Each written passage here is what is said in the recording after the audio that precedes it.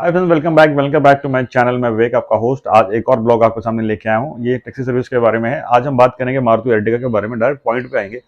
दिल्ली से सबसे ज्यादा लोगों की क्वेरीज रहती है कि भैया मनाली ट्रिप प्लान करना है, मनाली कैसे जाएं, कैसे कैसे हम पूरा कर सकते हैं और कितने दिन सफिशिएंट चाहिए। जैसे हमारे बहुत क्लाइंट्स आते हैं जो वेस्ट बंगाल, कोलकाता, महाराष्ट्र, मध्य प्रदेश, कर्नाटका, केरला सब जगह से होते हैं, राजस्थान से होते हैं।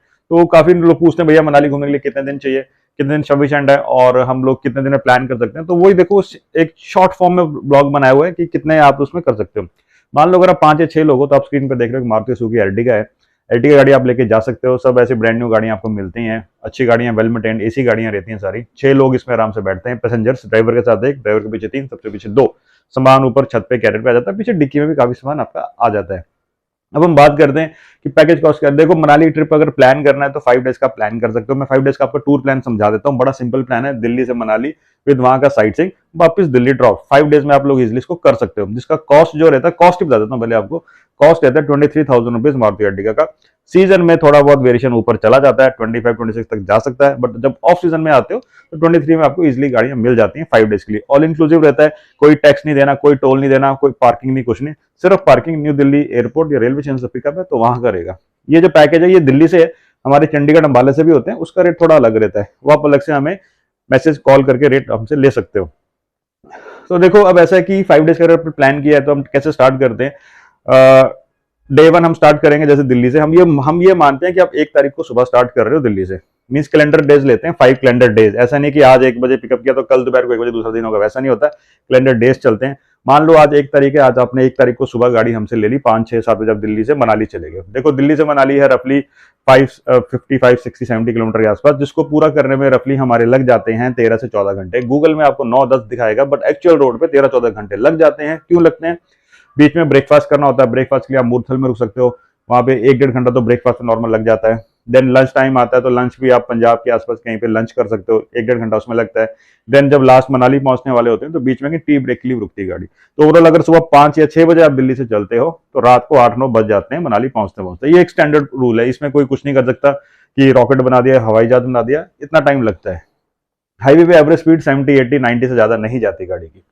दूसरा, जब दिल्ली से मनाली जाते हो तो रास्ते में कहाँ रुक सकते हो? रास्ते में आप रुक सकते हो जैसे सुंदरनगर लेक देख सकते हो। देन जो न्यू हमारा हाईवे बना है जिसमें टनल्स के थ्रू गाड़ियां जाती हैं हिमाचल के अंदर, मीन अब 5-6 टनल्स आपको क्रॉस करने, जिससे रोड बहुत छोटा छोटा रोड हो गया। हाईवे रोड है, रोड बहुत हाईवे है, पूरा रोड ही हाईवे है। और आप मतलब व्यूज, पहाड़, नदियां, रोड देख के आपको मजा आ जाएगा। तो मेन जो लोग देखते हैं, सुंदरनगर लेक है, गाड़ी से उतरो, 15 मिनट में देख के फोटो खींच के चल पड़ो। देन मंडी में पहुंचते हैं तो मंडी में पंडोह डैम आता है, उसके भी लोग फोटोज खींचते हैं। मीन्स वो ब्यूटी बहुत अच्छी है।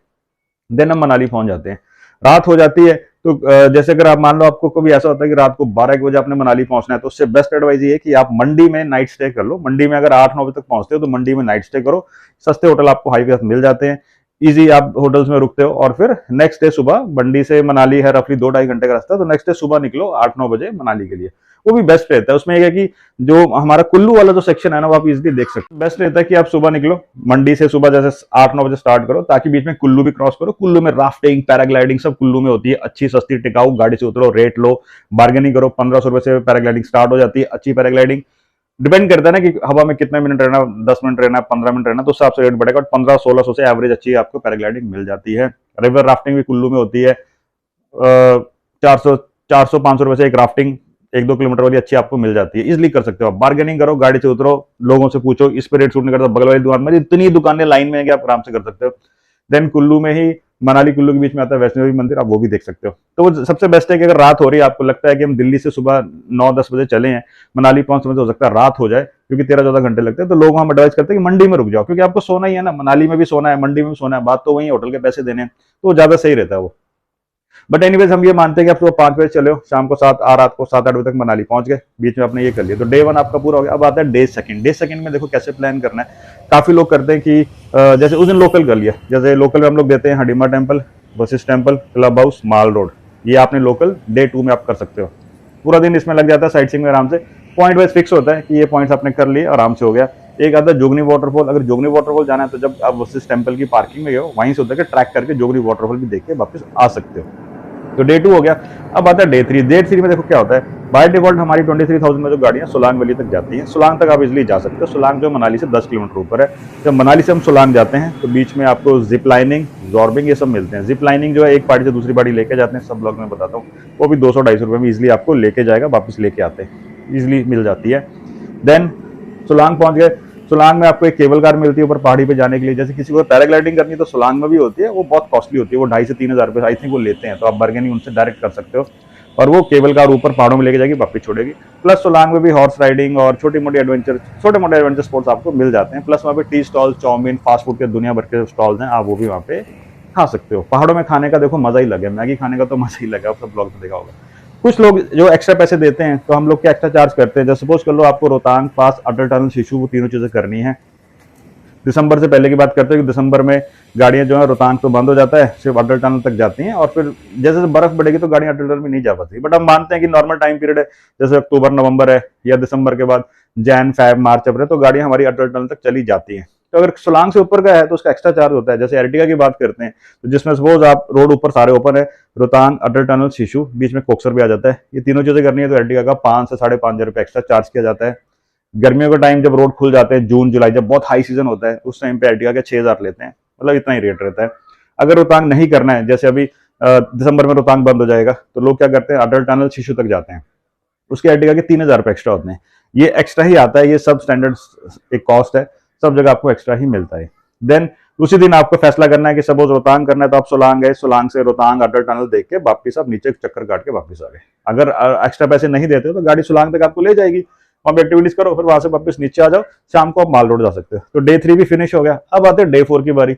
डे 4 हम लोगों को एडवाइस करते हैं कि भैया अगर कसौल मणिकर्ण आपने देखना है, मीन आपको लगता है कि हमें कसौल मणिकर्ण देखना है, तो मनाली से सुबह 9-10 बजे चेकआउट करो, नीचे आ जाओ, वैष्णो देवी मंदिर देखो कुल्लू के पास। देन अगर आपने राफ्टिंग पैराग्लाइडिंग नहीं की है, कि मान लो आप पहले दिन ही डायरेक्ट मनाली आ गए थे, तो 4th डे आप कुल्लू में राफ्टिंग पैराग्लाइडिंग करके डायरेक्ट कसौल मणिकर्ण जाके स्टे कर लो।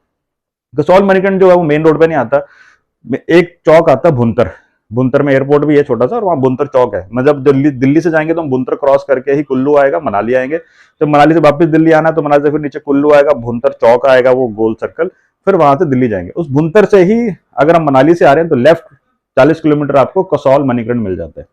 तो वो पहाड़ों में है, तो आप कसौल मणिकर्ण वहां जाते हो, नाइट स्टे करते हो।